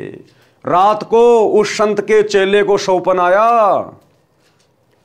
एक बहन ने गुरुजी से दीक्षा ले रखी थी, उसके घर पर गुरुजी आए तथा साथ में एक शिष्य भी था। उस बहन की बहन भी किसी कार्यवश उसी दिन आ गई। उसका दामाद मृत्यु को प्राप्त हो गया था। लड़की के छोटे छोटे बच्चे थे, वो बहुत चिंतित थी। रह रहकर विचार उठ रहे थे कि बेटी का निर्वाह कैसे होगा। बेटी तो उजड़ गई, देवर जेठ किसी के नहीं होते, बच्चों को कौन पालेगा। हे भगवान ये क्या बनी, कौन से जन्म का पाप आड़े आ गया। उपदेशी बहन भोजन बनाने लगी तो उसकी बहन उसकी सहायता करने लगी। वो जिसका दामाद मर गया था वो भी खाना बनाने में सहयोग करने लगी। अधिक भोजन उस बहन ने बनाया जिसका दामाद मर गया था। संत भगत खाना खाकर सो गए। सुबह भगत ने गुरुदेव जी से कहा कि हे गुरुदेव, आज रात्रि में निंद्रा के दौरान मन बहुत दुखी रहा। जैसे मेरा दामाद मर गया, बेटी के छोटे छोटे बच्चे हैं, उनकी बेहद चिंता सताती रही। इसका क्या कारण होगा, कैसे निर्वाह होगा। गुरुजी ने अपनी शिष्या से पूछा कि बेटी आज रात्रि का भोजन किसने बनाया था। उसने उत्तर दिया कि मेरी छोटी बहन आई है, उसने बनाया था। संत ने पूछा उसको कोई कष्ट है क्या। शिष्या ने उत्तर दिया कि गुरुदेव कष्ट तो बहुत ज्यादा है। लड़की के छोटे छोटे बच्चे हैं, दामाद की मृत्यु हो गई है, सारा दिन मेरी बहन इसी चिंता में रहती है। दिन में कई बार ये कहती रहती है कि बेटी का क्या होगा, कैसे बच्चों का पालन करेगी। गुरु जी ने शिष्य को बताया कि उस बेटी के विचार भोजन में प्रविष्ट हुए और खाने वाले को प्रभावित किया। मेरे को भी यही परेशानी सारी रात रही थी। वो गुरुजी बोला कि बेटा मेरे को भी पूरी रात सौपन में इसी प्रकार के कष्ट हो रहे थे।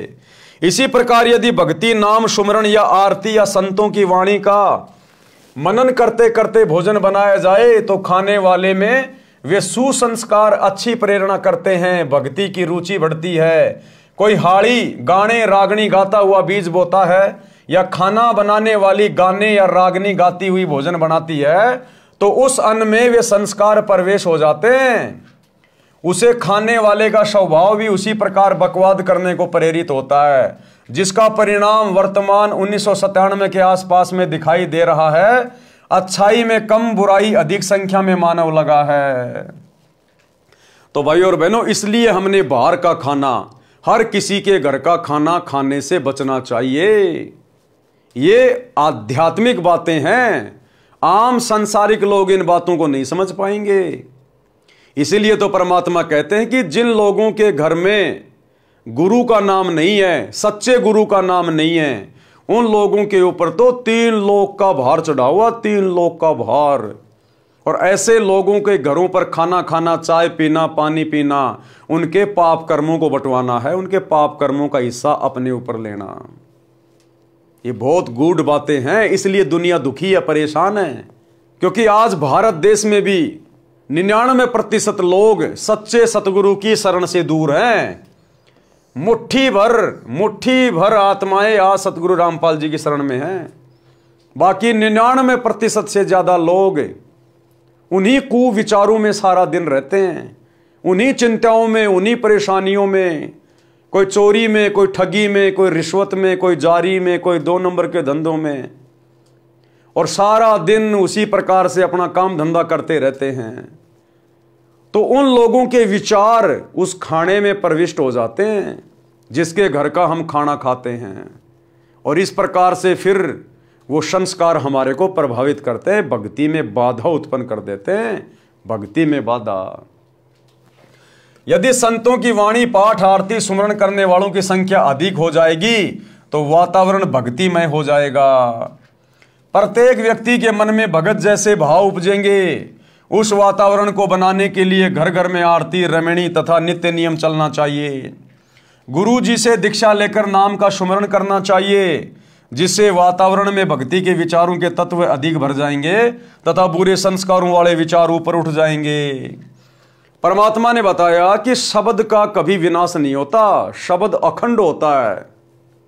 हम जो भी शब्द निकालते हैं ये ऊपर ब्रह्मांड में ये विचरण करते रहते हैं, शब्द का कभी विनाश नहीं होता। अब क्या होगा, हम जितने भी भगत भाई बहन हैं जिनके सुविचार हैं, अच्छे विचार हैं, हमारे घरों में जो आरतियां चलती, हम जो आरतियां करते हैं, पाठ करते हैं तीनों समय का, गुरुदेव के सत्संग चल रहे होते हैं, उनके शब्द चल रहे होते हैं, उनकी वाणियां चल रही होती हैं, हम नाम सुमरण करते रहते हैं मनी मन में या बोल बोल के, तो सूक्ष्म जो शब्द हैं ये ऊपर जाते हैं ब्रह्मांड में, और ब्रह्मांड में जाकर पहले से जो कुशब्द है, जो दुनिया वालों के जितने भी जो बुरे शब्द है, जो कुशब्द है, जैसे रागनियां चलती हैं, गाने चलते हैं, दुनिया भर के लोग फालतू में दुनिया भर की बकवाद करते रहते हैं, तो ऊपर ब्रह्मांड में उन शब्दों की एक लेयर बनी हुई है, एक परत बनी हुई है, जिसका प्रभाव लगातार नीचे आता रहता है और पूरे वातावरण को प्रभावित करता है। किसी को भी शांति नहीं है, सबके मन में अशांति बनी हुई है, भय बना हुआ, चिंता बनी हुई है। अब ये भक्ति युग शुरू हो गया सन 1994 से। सभी भगत भाई बहन तीनों समय की आरती करते हैं, पाठ करते हैं, गुरु जी का सत्संग चलता है घरों में या गाड़ियों में, या अपना कोई ट्रैक्टर में काम कर रहा है अपना सत्संग सुन रहा है, कोई मजदूरी कर रहा है अपना सत्संग सुन रहा है, अपना सुमरण कर रहा है। तो हमारे मुख से निकले हुए सुशब्द अब ब्रह्मांड में ऊपर जा रहे हैं, और ऊपर जो दुनिया वालों के कुशब्द की जो लेयर है, जो परत है, उसके नीचे इन अच्छे शब्दों की एक दूसरी लेयर बन जाएगी, एक नई जो है वो परत बन जाएगी। और नई परत बनने से ऊपर वाले शब्दों का प्रभाव नीचे आएगा नहीं, और नीचे आप और हमारे शब्द हैं, तो हमारे शब्दों का प्रभाव नीचे आएगा, तो इस प्रकार से पूरे विश्व का माहौल चेंज होगा।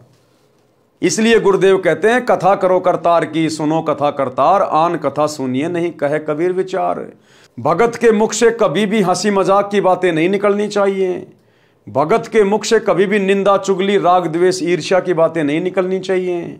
भगत के मुख से कभी भी फालतू की सांसारिक बातें नहीं निकलनी चाहिए, क्योंकि आप और हमारे शब्दों की बहुत ज्यादा वैल्यू है। गुरु से दीक्षा लेकर नाम का सुमरण करना चाहिए, जिससे वातावरण में भक्ति के विचारों के तत्व अधिक भर जाएंगे तथा बुरे संस्कारों वाले विचार ऊपर उठ जाएंगे। भक्ति संस्कार ऑक्सीजन जानो तथा बुरे विचार कार्बन डाइऑक्साइड समझो। ऑक्सीजन रूपी भक्ति संस्कार के सिलेंडर खोलने पड़ेंगे, यानी सदग्रंथ साहिब के पाठ पर पाठ करने पड़ेंगे। तो गुरुदेव ने कितनी बड़ी दया कर दी, सत्सेवकों घरों में 24 घंटे सदग्रंथ साहिब का पाठ हो रहा है। गुरुदेव ने इसीलिए तो घर घर में पाठ प्रकाश की मेमोरी भिजवा दी।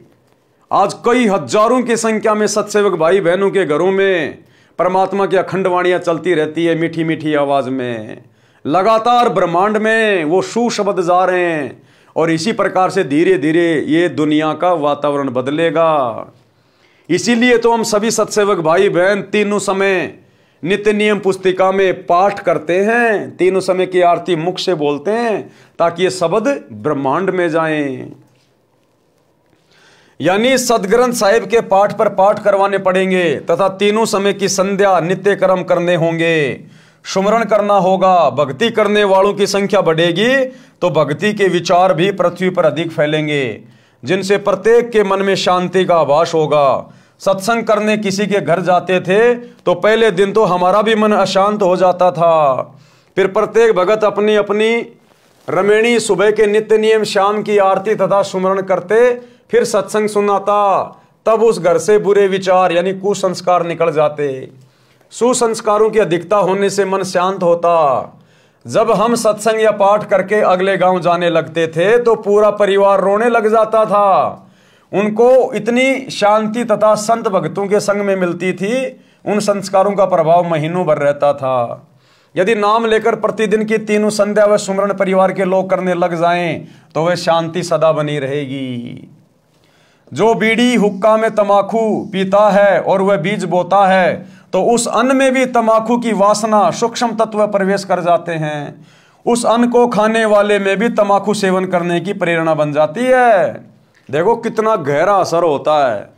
अगर कोई किसान अपने बैलों से, ऊंट से या फिर ट्रैक्टर से, यदि किसी ने नशा कर रखा है, शराब पी रखी है और बीज बो रहा है, कोई बीड़ी पी रहा है, कोई हुक्का पी रहा है और अपने बैल से या फिर अपने ऊंट से या ट्रैक्टर से खेत में बीज डाल रहा है, पहले किसान क्या किया करते थे?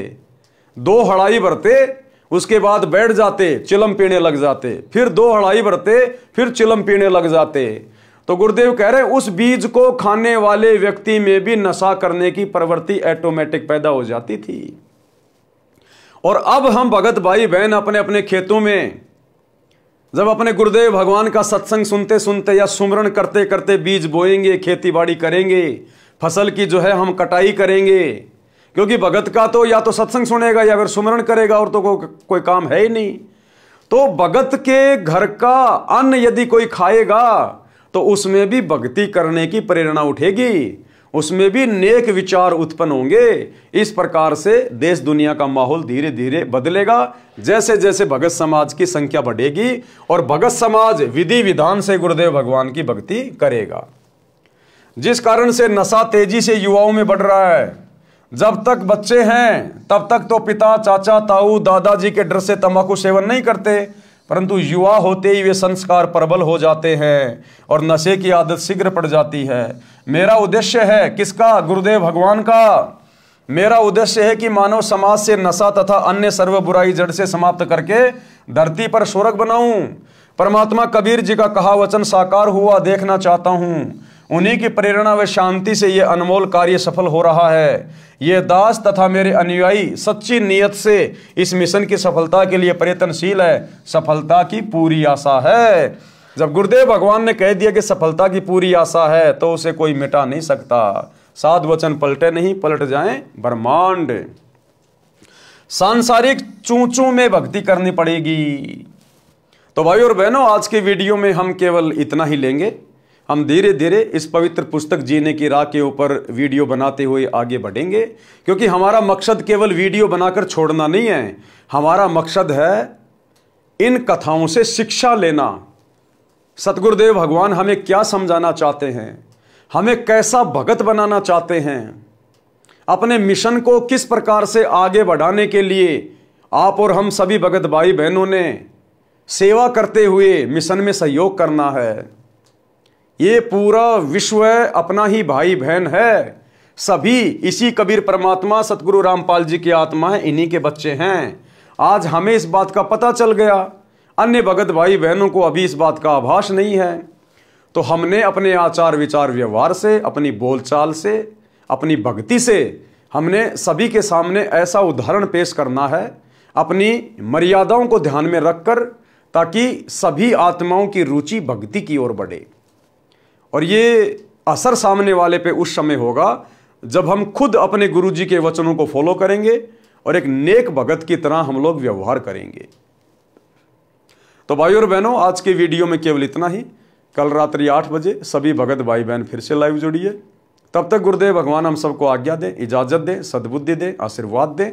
बंदी छोड़ सतगुरु रामपाल जी भगवान की जय हो। भाई जो गुरु वचन पे डट गए, कट गए फंद 84 के, कट गए फंद 84 के, कट गए फंद 84 के। भाई जो गुरु वचन पे डट गए, कट गए फंद 84 के।